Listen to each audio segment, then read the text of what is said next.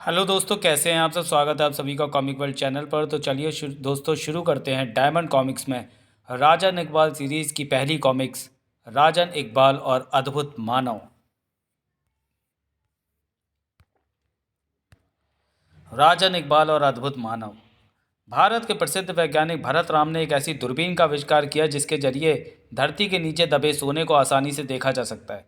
वे दूरबीन का प्रदर्शन सरकार के अधिकारियों के सामने करना चाहते हैं ताकि सोने की नई नई खानों का सरकार आसानी से पता लगा सके। मेरी बरसों की मेहनत सफल हो गई। इस दूरबीन से मैं देश की आर्थिक स्थिति सुधारने में मदद कर सकूंगा। भरत राम के घर में पार्टी का आयोजन था जिसमें सरकारी अधिकारी आने वाले थे। भरत राम जी, आपके आविष्कार की मदद से देश मालामाल हो जाएगा। आप देश के सच्चे सेवक हैं। मेरे जीवन का यही एक उद्देश्य था कि मैं देश के लिए कुछ कर सकूं। आज आप उस दूरबीन का प्रदर्शन भी करेंगे। हाँ, प्रदर्शन के बाद मैं वह दूरबीन सरकार को सौंप दूंगा। आपके आविष्कार की चर्चा पूरे संसार में फैल जाएगी। क्या आप अन्य देशों के लिए भी ऐसी दूरबीन बनाएंगे? नहीं, मैंने यह आविष्कार धन कमाने के लिए नहीं किया है। मुझे ईश्वर ने सब कुछ दिया है। मैंने अपने देश के लिए दूरबीन बनाई है। इसके बाद ऐसी दूरबीन नहीं बनाऊंगा। ये तो आपकी महानता है। अरे भरत राम जी, सरकारी अफसरों ने बड़ी देर कर दी। बस अब आते ही होंगे। तभी भरत राम के घर के बाहर आसमान में घर घर घर, ये घरघराहट की आवाज़ कैसी? मालिक, बाहर एक भूत आकाश से उतरा है। भूत? क्या बकते हो? आप चलकर देख लें। कुछ लोग बगीचे की तरफ दौड़ते हैं। अरे, इतना बड़ा पक्षी! आखिर ये आया कहाँ से? किसी दूसरे ग्रह से तो नहीं आया? वह देखो, उस पर विचित्र मानव। विचित्र मानव आगे बढ़ता है। अरे, ये तो हमारी ओर बढ़ रहा है। पहरेदारों, उस पर गोली चलाओ। पहरेदार गोली दागते हैं लेकिन विचित्र मानव को कोई असर नहीं होता। वह आगे बढ़ता ही जाता है। आश्चर्य, इस पर तो गोली असर ही नहीं करती। तभी विचित्र मानव के अस्त्र से किरणें निकलती हैं और दोनों पहरेदारों के टुकड़े टुकड़े उड़ जाते हैं। आ आ मेहमानों में भगदड़ मच जाती है। बचाओ! विचित्र मानव के कानों से धुआं निकलने लगता है और तेजी से चारों ओर फैलने लगता है। घरघराहट की आवाज़ फिर शुरू होती है। थोड़ी देर बाद धुआं छटता है। भरतराम जी कहाँ चले गए? और वह विचित्र मानव? लगता है वह विचित्र मानव भरत राम जी को उठा ले गया। हमें पुलिस को टेलीफोन करना चाहिए। तभी भरत राम के भाई जगपाल जी आते हैं। क्या बात है?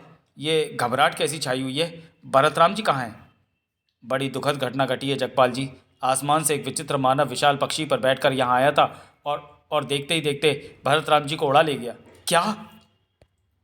आश्चर्य तो इस बात का है कि उस मानव के ऊपर बंदूक की गोलियों का भी असर नहीं हुआ। उसने अपनी विचित्र पिस्तौल से हमारे दोनों पहरेदारों को मार डाला। ओह, ये मैं क्या सुन रहा हूँ? आप में से कोई जल्दी पुलिस को फ़ोन कर बुला ले। मेरे भाई का जीवन खतरे में है। ज़रूर ये सब दूरबीन के पीछे हुआ है। एक व्यक्ति फ़ोन करता है। Hello police. और कुछ ही देर में पुलिस दस्ता आ जाता है। छानबीन होती है लेकिन सब व्यर्थ। भरत राम जी के गायब होने का समाचार सारे शहर में फैल जाता है। पता चला है कल रात ही विचित्र मानव। समाचार, प्रसिद्ध वैज्ञानिक भरत राम का अपहरण। सुखवाणी, भरत राम का विचित्र मानव द्वारा अपहरण। पुलिस के अन्य दस्ते खोज के लिए इधर उधर निकल जाते हैं लेकिन फ़ायदा नहीं हुआ। तब आईजी पुलिस ने मीटिंग बुलाई। हम लोग भरत राम जी को ढूंढने में बुरी तरह असफल रहे हैं। सरकार का दबाव हम पर बढ़ता जा रहा है। सर, एक सुझाव है मेरे पास। वह क्या इंस्पेक्टर खन्ना? इस कार्य के लिए किशोर जासूसों की प्रसिद्ध जोड़ी राजन इकबाल की सहायता लेनी चाहिए। वे बच्चे इस केस को नहीं सुलझा सकते मिस्टर खन्ना। वे दिखने में ही बच्चे हैं, वैसे हैं बड़े हिम्मती, चतुर और शक्तिशाली है। उनकी ट्रेनिंग बड़ी ठोस हुई है। आपकी सलाह मान लेता हूँ पर मुझे शक है कहीं। आप उन्हें एक मौका तो दीजिए। ठीक है, उन्हें इस काम के लिए अरेंज कर लो। राजन इकबाल अपने घर में बॉक्सिंग का अभ्यास कर रहे थे। ले झेल मेरा मुक्का, ले मेरा जवाब। तभी फ़ोन की घंटी बजती है। टन। Hello, Iqbal speaking. Oh, inspector Khanna. Uncle कहिए, कैसे याद किया? क्या? एक दिलचस्प केस है। ज़रूर, मैं राजन के साथ अभी आता हूँ। क्या कहीं बॉक्सिंग करने जाना है? नहीं यार, जल्दी तैयार हो जा। बड़ा विचित्र केस मिल रहा है। दूसरे ग्रह का विचित्र मानव वैज्ञानिक भरत राम को उड़ा ले गया। बड़ा विचित्र केस है। दोनों अपने मोटरसाइकिल पर चल देते हैं। पहले मामा जी के यहाँ चलेंगे, उनकी आज्ञा से ही केस लेंगे। वे हमारे गुरु हैं। तो ठीक कहता है। मामा को बताए बगैर हम कोई भी केस नहीं लेंगे। मामा जी के घर पहुंचकर, नमस्ते मामा जी। मामा, जय हिंद। अरे राजन इकबाल, आओ भाई आओ, बोलो क्या काम है? मामा, एक दिलचस्प केस मिल रहा है जो बड़ा विचित्र है, कहिए तो। अरे, ऐसा केस तो छोड़ना नहीं चाहिए। अंतरिक्ष से आए विचित्र मानव से भिड़कर संसार में प्रसिद्ध हो जाओगे। कमाल है, हम कह भी ना पाए और आपको मालूम भी हो गया। बेटा, तुम जासूसों का गुरु हूँ, चेला नहीं। तो आज्ञा है मामा जी। बिल्कुल, पर ज़रा सावधानी से काम करना। मेरा आशीर्वाद तुम्हारे साथ है। जाओ। दोनों पुलिस स्टेशन की ओर रवाना होते हैं। इंस्पेक्टर खन्ना पुलिस स्टेशन के बाहर ही मिल जाते हैं। राजन इकबाल, मैं तुम दोनों का ही इंतज़ार कर रहा था। आपने याद किया और हम चले आए। तो तुम दोनों भरत राम जी की कोठी पर पहुंचो और अपना काम शुरू करो। हमने तुम्हें इस केस के लिए नियुक्त किया है। हमारी सहायता तुम्हें मिलती रहेगी। Thank you sir. दोनों भरत राम जी की कोठी की ओर बढ़ते हैं। तभी अचानक, देख राजन, विचित्र मानव नीचे उतर रहे हैं।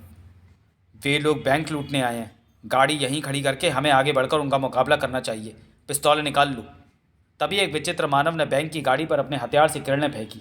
दूसरे ही क्षण गाड़ी के टुकड़े टुकड़े हो गए और नोटों के बोरे इधर उधर बिखर गए। धाक!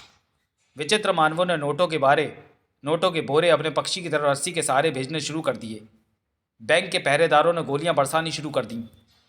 विचित्र मानव गोलियों का जवाब अपने हथियार से देते हैं और पहरेदारों के चीथड़े उड़ जाते हैं। आ! राजन इकबाल गोलियां बरसाते हुए पहुंचते हैं, लेकिन गोलियों का विचित्र मानवों पर कोई असर नहीं होता। इकबाल, इनके हथियार की किरणों से सावधान रहना।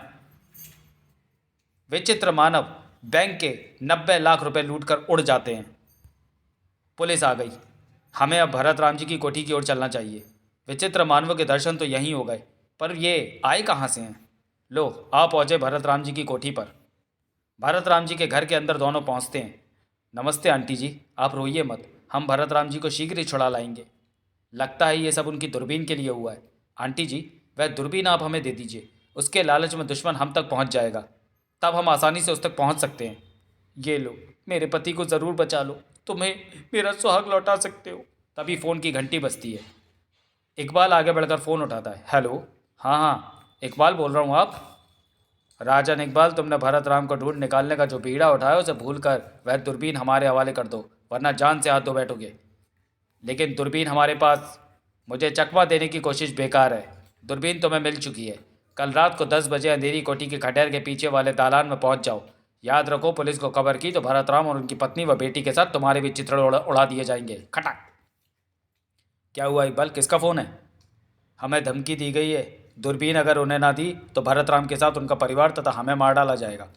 हमें श्रीमती भरत राम तथा उनकी लड़की की सुरक्षा के लिए पुलिस तैनात करा देनी चाहिए। अब क्या होगा बेटे? घबराइए नहीं, हम बाल भी बाका नहीं होने देंगे। राजन, जरा पता करो कि ये फ़ोन कहाँ से आया था। हेलो ऑपरेटर, अभी हमें जो फ़ोन आया था वह कहाँ से किया गया था? ज़रा देख कर बताइए। क्या कोठी नंबर 55 से? Phone number 5566। ठीक है, धन्यवाद। अरे, ये कोठी और फ़ोन नंबर तो मेरे पति के भाई जगपाल का है। बड़े आश्चर्य की बात है। हमें जगपाल जी से मिलना चाहिए। हम आपकी सुरक्षा का प्रबंध किए देते। अच्छा, अब हम चलते हैं। दोनों जगपाल जी के यहाँ पहुँचते हैं। नमस्ते जगपाल जी, भरतराम जी की खोज हमारे जिम्मे है। नमस्ते बच्चों, मेरे भाई को सही सलामत खोज निकालो, मैं तुम्हें माला माल कर दूंगा। अभी अभी दुश्मनों का फ़ोन आया था कि हम दूरबीन उनके हवाले कर दें। आश्चर्य तो ये है कि फ़ोन आपके यहाँ से किया गया। मैंने टेलीफोन ऑपरेटर से पता किया था। मेरे यहाँ से? पर मेरा फ़ोन तो सुबह से खराब पड़ा है। यह दुश्मनों की चाल होगी। खैर, अच्छा जगपाल जी, चलते हैं, आगे बहुत काम है। आखिर ये विचित्र मानव कहाँ से आए होंगे? ये अंतरिक्ष मानव तो हो नहीं सकते, क्योंकि अंतरिक्ष मानवों को हमारे नोटों को लूटने से क्या लाभ?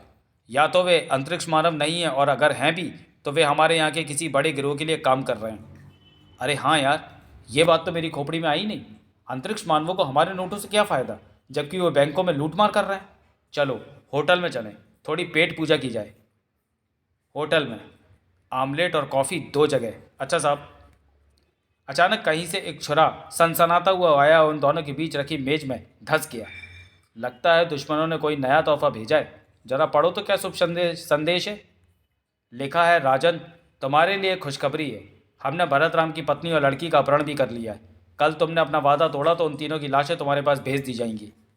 आगे लिखा है कि यदि कोई जवाब देना हो तो काउंटर पर खड़े गंजे आदमी को दे दो। वह गंजा कल तक तुम्हारे पीछे साईं की तरह रहेगा। इकबाल, एक गंजू सचमुच हमें घूर रहा है। इसका मतलब है हम जहाँ भी जाएंगे वह हमारे पीछे पीछे होगा। इसका एकमात्र उपाय यही है कि हम कहीं जाएं ही नहीं और आज इसी होटल में रहें। हाँ, यही ठीक रहेगा। यदि इस गंजे ने कोई गड़बड़ की तो मैं इसे ठिकाने लगा दूंगा। बहरा आए तो उससे कमरा बुक करा लेता हूँ। बहरा आता है, देखो, हमें एक कमरा भी चाहिए। बहुत अच्छा साहब, कमरा नंबर 8 खाली है, मैं उसे ठीक करा देता हूँ। और देखो, वह काउंटर पर जो गंजू खड़ा है ना, उसे हमारी तरफ से चाय पिला दो और उसके सिर के लिए एक मक्खन की टिकिया भी दे दूँ। ऐसा मत बोलो साहब, ये बहुत खतरनाक है। अगर कहीं सुन लेगा तो जान से मार देगा। क्यों बे चूहे, सच बता, ये छोकरा मेरे बारे में क्या कह रहा था? कुछ नहीं साहब, मुझे छोड़ दो। ए गंजू, उसे छोड़ दे वरना बहुत बुरा होगा। तभी गंजू घूमकर राजन पर वार करता है। तूने राजन पर हाथ उठाया, मैं तुझे नहीं छोड़ूंगा। ओ! राजन गंजू को वार करने का मौका ही नहीं देता। आ! इसे घसीट कर ले जाओ और डाल दो कूड़े के ढेर में। चल राजन, अपने कमरे में चलकर सोते हैं। हाँ, काफ़ी थकावट हो गई है। गंजे के पिटने से कहीं वे लोग भरत राम को तो नहीं मार देंगे? जब तक हमारे पास दूरबीन है तब तक वे उन तीनों में से किसी को नहीं मार सकते। दोनों बिस्तर पर पड़ते ही गहरी नींद में सो जाते हैं। तभी एक साया कमरे में प्रवेश करता है। वह राजन इकबाल को बेहोशी की दवा सुंघाता है। राजन की जेब से दूरबीन निकालकर उसकी जगह वैसी ही नकली दूरबीन रख देता है और वापस चला जाता है। अगले दिन सुबह बड़ी गहरी नींद आई। आज फैसला होना है अपनी किस्मत का। तभी उनके कमरे के दरवाजे पर दस्तक होती है। खट खट। कोई दरवाज़ा खटखटा रहा है। सावधान, मैं दरवाज़ा खोलूँगा, तो दरवाजे की आड़ में रहना, कहीं दुश्मन को कोई आदमी ना हो। तैयार? हाँ। राजन जैसे ही दरवाज़ा खोलता है, हाथ ऊपर करो वरना। तभी इकबाल पीछे से झपटता है। आई, और उसे बेहोश कर देता है। शाबाश इकबाल। अरे, इस लड़की के पर्स से वैसा ही हथियार निकला है जैसा विचित्र मानवों के पास था। हाँ बिल्कुल वही। ये हथियार हमारे काम आएगा। अब हम इन विचित्र मानवों से भी निपट सकते हैं। चलो इसे घसीट कर बाथरूम में डाल देते हैं। ये कमरा हम अब नहीं छोड़ेंगे। दोनों उस लड़की को बाथरूम में बंद कर देते हैं। आओ अब चलें। उधर अंधेरी कोठी के नीचे बदमाशों का अड्डा। भरत राम, आज यदि वे छोकरे दूरबीन लेकर नहीं आए तो तुम तीनों को गोलियों से भून दूंगा। मैं मौत से नहीं डरता कमीने, मुझे मार डाल पर मेरी पत्नी और बेटी को छोड़ दे। तेरी आंखों के सामने ही पहले उन्हें मारूंगा, तड़पा तड़पा कर। नहीं, उन पर रहम कर, उन्हें छोड़ दे। दूरबीन लेकर तेरा क्या भला होगा? उसके द्वारा मैं लोगों की तिजोरियों में बंद सोना देख सकता हूँ। इससे मुझे लूटने में आसानी होगी। तू उसका दुरुपयोग करना चाहता है, तेरी इच्छा कभी पूरी नहीं होगी। चुप कर मक्कार, मैं दूरबीन हासिल कर भी तुझे जिंदा नहीं छोड़ूंगा। साथ ही उन छोकरों को भी ठिकाने लगा दूंगा। और रात होते ही राजन इकबाल हवेली की ओर चल देते हैं। हम पुलिस में खबर नहीं कर सके, वरना पता चल जाने पर वे भरत राम जी को मार डालते। अब जो होगा देखा जाएगा। हवेली पास आते ही वे मोटरसाइकिल सड़क के किनारे लगी झाड़ियों में छिपा देते हैं। जल्दी। हमें हवेली के पीछे बुलाया है, इसका मतलब है दुश्मन का अड्डा भी वहीं आसपास होगा। तू ठीक कहता है। हवेली के पीछे कुल 2 मिनट शेष हैं, वे लोग आते ही होंगे। पहले भरत राम तथा उनके परिवार को छुड़वा लेना, बाद में दूरबीन देखेंगे, बाद में दूरबीन देंगे। तभी अचानक, दूरबीन लाओ। पहले भरत राम तथा उनके परिवार को हमें सौंपो। बच्चों, अब जिंदा तो यहाँ से जा नहीं पाओगे।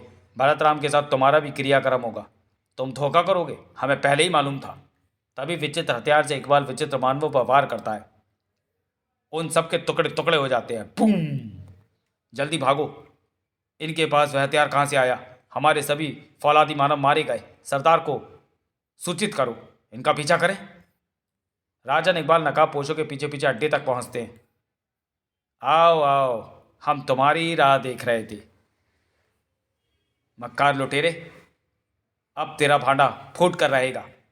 नादान बच्चों, मौत तुम्हारे पास पहुंचने ही वाली है। तभी अचानक, ओह हम फंस गए। हा हा हा हा हा। मैंने कहा था ना कि मौत तुम लोगों के करीब खड़ी है। इन दोनों को भी बांध दो और दूरबीन छीन लो। नकाब पोशों ने जाल से निकालकर बांध देते हैं और राजन की जेब से दूरबीन निकालकर सरदार को देते हैं। शाबाश मेरे साथियों, अब हमें सोना तलाशने में देर नहीं लगा करेगी। देखो ज़रा, इन खोखली दीवारों में भरा मेरा सोना दिखता है या नहीं? धोखा, नकली दूरबीन। नकली दूरबीन, ये कैसे हो सकता है? भून दो इन सबको गोलियों से। मेरे साथ धोखा। बताओ कहाँ है असली दूरबीन, वरना तुम सब, मुझे नहीं मालूम। तभी अचानक, खबरदार जो किसी ने हिलने की कोशिश की। अरे, पुलिस को खबर किसने दी? मैंने। होटल में तुम दोनों के कमरे में घुसकर मैंने असली दूरबीन निकालकर नकली दूरबीन जेब में रख दी थी। सबके हाथ खोल दिए जाते हैं। वाह मामा, आपने तो कमाल कर दिया, वरना हम आज मारे जाते। अरे कैसे मारे जाते? तुम बदमाशों की जासूसी कर रहे थे और मैं तुम दोनों की। तभी नकाबपोश सरदार का नकाब मामा जी उतार देते हैं। जगपाल जी? ओह, तो तू था लुटेरे के वेश में, भाई की जान का ही दुश्मन बन गया। जगपाल जी, ज़रा जेल जाते आते इन विचित्र मानवों का रहस्य भी बता दीजिए। ये मशीनी मानव मैंने ही तैयार किए थे। इनके सहारे में लोगों को लूटता था। इन बदमाशों से तो अब आपको निपटना है। हम भरत राम जी तथा उनकी पत्नी व बेटी को घर छोड़ाते हैं। अपनी ड्यूटी तो पूरी हो गई, बाय बाय। अरे छोकरों, मैं तुम्हारी जासूसी करना नहीं छोड़ूंगा।